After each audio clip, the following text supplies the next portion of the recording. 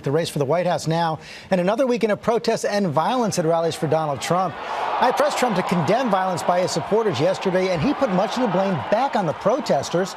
All this ahead of major policy speeches by the top candidates in Washington today and votes in key states tomorrow.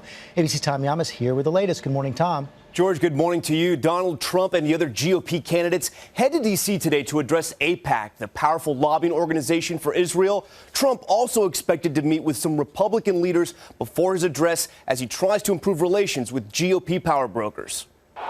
This morning, Donald Trump's campaign changing the way they handle scenes like this. Violent outbursts at campaign rallies. Over the weekend in Tucson, a protester punched and stomped as he was let out by security.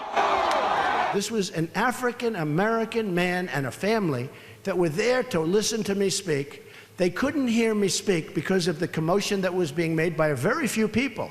Trump telling George on This Week the protesters are not innocent lambs. At what point do people blame the protesters? These are people that are So you're blaming the agitators. protesters, not the person who actually punched and kicked the protester? No, I'm saying this. These are professional agitators, and they should be blamed there, too. This weekend, Trump's campaign manager, Corey Lewandowski, the man in the gray suit, was caught on tape grabbing a protester by the collar. Trump defending his top aide. I give him credit for having spirit. He wanted them to take down those horrible profanity-laced signs. This is the second time Lewandowski has been accused of getting physical at a rally. Trump's campaign saying they will now be dedicating additional security resources to larger events in the future to prevent staff from having to intervene. So Donald stand by me. Overnight, Trump hosting Palm Beach Republicans at his Mar-a-Lago resort, including Dr. Ben Carson.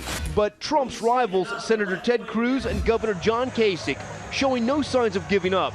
I have the experience and the record to lead this country. Trump also fighting another war, this time against Fox News' Megyn Kelly. Over the weekend, going on a Twitter tirade, calling her overrated, crazy, and sick.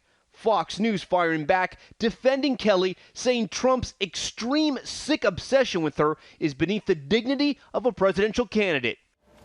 And both Trump and Senator Cruz addressed the president's trip to Cuba. Trump saying Obama's trip was, quote, amateur hour because Cuban leader Raul Castro did not even greet him at the airport, and Cruz saying he'd only visit a free Cuba. George? Okay, Tom, thanks very much.